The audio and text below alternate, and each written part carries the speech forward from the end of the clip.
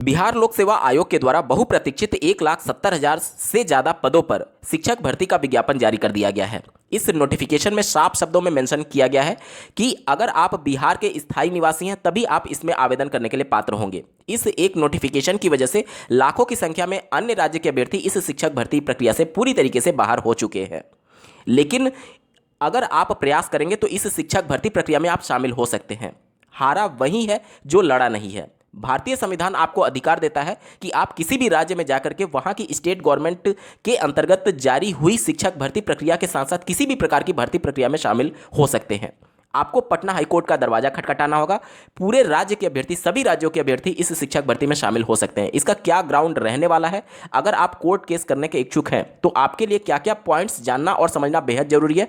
पिछले सालों में कौन से ऐसे मामले हैं जो कि सीधे तौर पर इसी प्रकार से जुड़े हुए हैं और आपको पटना हाईकोर्ट में जब केस करेंगे तो उसमें महत्वपूर्ण आपकी मदद करने वाला है आपके केस को मजबूती प्रदान करने के संदर्भ में। और निश्चित तौर पर अगर पटना हाईकोर्ट में यह मामला जाता है तो अन्य राज्य के अभ्यर्थी इस शिक्षक भर्ती में जरूर शामिल होंगे। नमस्कार दोस्तों, मेरा नाम है नीरज और आप देख रहे हैं कैरियर बिट यूट्यूब चैनल। अगर आप इस चैनल पर पहली बार विजिट कर रहे हैं तो इसको सब्सक्राइब करते हुए बेल आइकन को प्रेस करना ना भूलें। जो आज बिहार में हो रहा है, आज से 5-6 साल पहले उत्तर प्रदेश में हो चुका है। उत्तर प्रदेश में माननीय सुप्रीम कोर्ट के द्वारा 2017 में शिक्षा मित्रों का जब समायोजन रद्द किया गया, उसके बाद से सुप्रीम कोर्ट ने राज्य सरकार को निर्देशित किया कि आप 1,37,000 पदों पर 2 बड़ी भर्तियों में इस पूरी जो रिक्त पद हैं उनको भरिए। उसके बाद से राज्य सरकार ने पहली बार 68,500 सहायक अध्यापकों की भर्ती का नोटिफिकेशन निकाला, जिसमें उत्तर प्रदेश में 5 साल का डोमिसाइल मांगा गया था। यानी कि जो 5 साल से ज़्यादा समय से उत्तर प्रदेश में निवास कर रहे हैं और डोमिसाइल रखते हैं, वहीं उत्तर प्रदेश में शिक्षक भर्ती प्रक्रिया में शामिल हो सकते हैं। अध्यापक सेवा नियमावली 1981 के अंतर्गत ये भर्ती प्रक्रिया हो रही थी। ये वही नियमावली है जिस प्रकार से अभी राज्य सरकार बिहार में नियमावली 2023 जारी की गई है, उसी की तर्ज पर उत्तर प्रदेश में भी शिक्षकों की भर्ती के लिए एक नियमावली है जो कि 1981 में जारी की गई थी। उसमें यह प्रावधान किया गया था कि अगर आप उत्तर प्रदेश के निवासी हैं तभी आप आवेदन कर सकते हैं। जिसके बाद से अन्य राज्य के अभ्यर्थी भी इसमें आवेदन किए और उसके बाद से ये जब वो चयनित हो गए तो उनको नियुक्ति पत्र देने से मना कर दिया गया, ये कहते हुए कि अध्यापक सेवा नियमावली में आपसे 5 साल का डोमिसाइल रखने के लिए बोला गया था, आप नहीं रखते हैं, इसलिए आपको इस शिक्षक भर्ती प्रक्रिया में नियुक्ति पत्र नहीं दिया जा सकता। जिसके बाद से अभ्यर्थियों ने माननीय हाईकोर्ट का दरवाजा खटखटाया, जिसके संदर्भ में 2 मई 2019 को माननीय कोर्ट ने अपना फैसला रिजर्व किया था और 8 मई 2019 को अपना फैसला डिलीवर किया। इस कोर्ट केस का जो पिटीशन नंबर है वो आप निश्चित तौर पर नोट करके रख लीजिए, आपके लिए बहुत मदद करने वाला है। देख लीजिए 4714 ऑफ 2019 में ये फैसला रिजर्व किया गया था। 4714 कोर्ट केस नंबर है और इस केस को फाइल किया था श्री सुमित जी ने। आप स्क्रीन पर देख पा रहे होंगे पिटिशनर्स।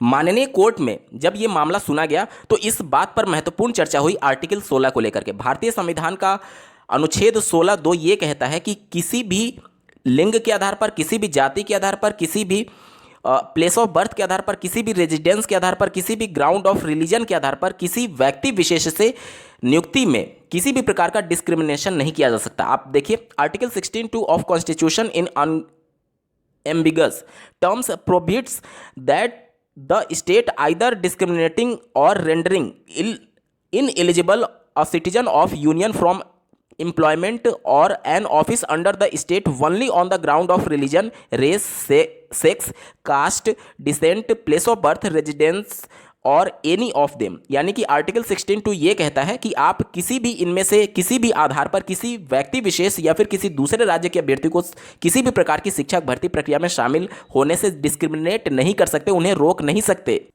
अब बहुत से कैंडिडेट ये कहते हैं कि ये राज्य सरकार का विषय है कि अगर वो चाहे तो 100% सीटों को अपने राज्य के अभ्यर्थियों के लिए रिजर्व कर सकती है, लेकिन ऐसा करने के लिए संसद से एक कानून पास करना होता है, जिसके लिए आर्टिकल 16(3) यानी भारतीय संविधान के अनुच्छेद 16(3) में प्रावधान किया गया है। आप स्क्रीन पर देख पा रहे होंगे article 16(3) it was Parliament alone which could make a law prescribing in regard to a class or classes of employment or appointment to office under the state a requirement as a residence within that state or union territory prior to employment और appointment. यानी कि देखिए कुछ विशेष परिस्थितियां होती हैं जिसमें राज्य सरकार के उस स्थानीय क्षेत्र के व्यक्ति को ही एक तरीके से आरक्षण देने का प्रावधान होता है। जैसे कि मान लीजिए कि हिमालय का कोई बॉर्डर वाला क्षेत्र है जो कि भारत में पड़ रहा है, और वहां पर किसी ऐसे व्यक्ति को रिक्रूट करना है जो कि वहां की परिस्थिति के हिसाब से बिल्कुल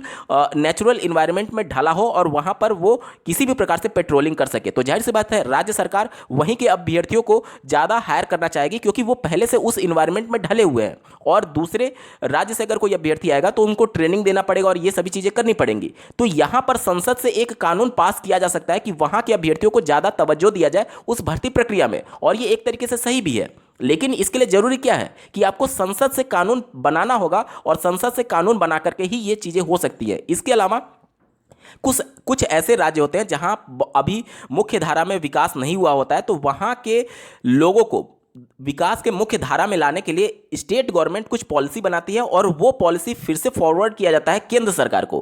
केंद्र सरकार उस पर एक ऑर्डिनेंस पास करती है और उसको संसद में पेश करती है। संसद के लोकसभा और राज्यसभा में उसको फिर से पेश किया जाता है, और अगर वहां से पास होता है और उसके बाद से माननीय राष्ट्रपति के द्वारा अगर उस कानून पर हस्ताक्षर किया जाता है, तब जाकर के वो एग्जिस्टेंस में कानून आएगा, और उसके बाद से वहां के स्थानीय लोगों को ही केवल उस भर्ती प्रक्रिया में शामिल किया जा सकता है, अन्य राज्यों को रोका जा सकता है। लेकिन इसमें प्रावधान क्या किया गया कि ये प्रावधान ये है कि ये केंद्र सरकार का विषय है, यानी कि संसद में अब राज्य सरकार तो कानून बना नहीं सकती है। जाहिर सी बात है केंद्र सरकार के अंतर्गत जो भी सांसद होंगे वो लोकसभा में और राज्यसभा में इसको प्रस्तुत करेंगे, और वहां से पास होने के बाद से राष्ट्रपति का जब सिग्नेचर होगा उसके बाद से ये कानून एग्जिस्टेंस में आएगा। देखिए आर्टिकल 16 साफ शब्दों में लिखा गया है कि Parliament alone which could make a law prescribing, यानी कि ये पार्लियामेंट का विषय है कि वो इस पर कानून बना सकता है। राज्य सरकार एक कैबिनेट मीटिंग के माध्यम से इस प्रकार का कानून नहीं बना सकती कि वो दूसरे राज्य के अभ्यर्थियों को शिक्षक भर्ती या फिर किसी भी भर्ती प्रक्रिया में रोक दे। देखिए ये जो कुछ भी मैं बता रहा हूं अपनी तरफ से नहीं बता रहा, माननीय कोर्ट के द्वारा उत्तर प्रदेश में शिक्षक भर्ती में जब अन्य राज्य के अभ्यर्थियों को शामिल नहीं किया गया, तो उस समय जो सुनवाई के दौरान जो चीजें निकल करके आई वो कोर्ट ऑर्डर आप देख पा रहे हैं। उसी कोर्ट ऑर्डर को मैं आपके समक्ष पढ़ रहा हूं। यहां पर देखिए माननीय कोर्ट ने क्या कहा। देखिए जो अध्यापक सेवा नियमावली 1981 था उसमें जो क्लॉज था, क्लॉज 2, जिसके अंतर्गत उत्तर प्रदेश का निवासी होना अनिवार्य मांगा गया था, जो कि इस समय बिहार में मांगा जा रहा है, इस पर माननीय कोर्ट ने यह कहा it is Holi unconstitutional and in violation of article 16(2), यानी उन्होंने जो निवासिता का अनिवार्यता रखा गया था कि उत्तर प्रदेश में निवासी होना अनिवार्य है, जो कि इस समय बिहार में मांगा गया, उसको पूरी तरीके से अनकॉन्स्टिट्यूशनल यानी कि असंवैधानिक करार देते हुए इसे भारतीय संविधान के अनुच्छेद 16(2) का वायलेशन यानी कि उसका उल्लंघन पाया। और माननीय कोर्ट ने अपने डिसीजन में ये लिखा, in view thereof this court is of the considered view that the respondent must be commanded to fill up the vacant post by permitting all those candidates who were not residents of the state of UP and who have qualified the written examination for further consideration for appointment as assistant teacher। यानी कि माननीय court ने न सिर्फ petitioners को बल्कि ऐसे सभी अभ्यर्थियों को जो अन्य राज्य से संबंधित थे और उत्तर प्रदेश में बाहर कर दिए गए थे उनको नियुक्ति पत्र देने का आदेश दिया था। और जो बोर्ड, जो आयोग, जो संस्था उत्तर प्रदेश में शिक्षक भर्ती कर रही थी उनके लिए ये कमांड माननीय कोर्ट के द्वारा जारी किया गया था। आप पैराग्राफ में देख सकते हैं, the board is hereby commanded to publish notice in leading newspaper having wide circulation in different states inviting all applicants who were non suited on account of impugned clause to participate in the further steps which the respondent shall now undertake। यानी कि माननीय court ने सभी राज्यों में 2 newspaper में ये article प्रकाशित करने के लिए बोला कि अन्य राज्य के अभ्यर्थी आइए और इस शिक्षक भर्ती प्रक्रिया में सम्मिलित हुई, और राज्य सरकार ने ऐसा ही किया और सभी राज्यों के अभ्यर्थियों को मौका मिला और आज वो अपनी सर्विसेज दे रहे हैं। 4 साल 5 साल हो चुका है उनको उत्तर प्रदेश में नौकरी करते हुए।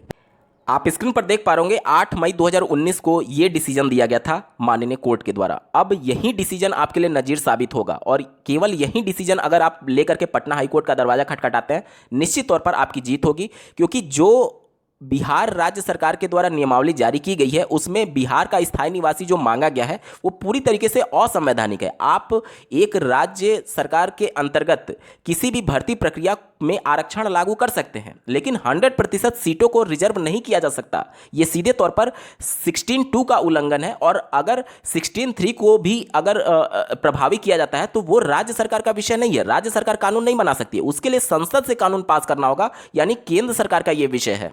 तो केंद्र सरकार इस प्रकार का कोई भी कानून पारित नहीं किया बिहार राज्य सरकार के अंतर्गत, यानी कि जो वो नियमावली है वो पूरी तरीके से असंवैधानिक है। इसको अगर आप माननीय पटना हाईकोर्ट में चैलेंज करते हैं तो निश्चित तौर पर अन्य राज्य के अभ्यर्थियों को मौका मिलेगा। इससे ज़्यादा अब इस मामले में कुछ भी करने को नहीं है। यही एक रास्ता है जिसके माध्यम से आप इस शिक्षक भर्ती प्रक्रिया में शामिल हो सकते हैं। इस वीडियो को देखने के लिए आपका बहुत बहुत धन्यवाद। भगवान करे आपका दिन शुभ हो।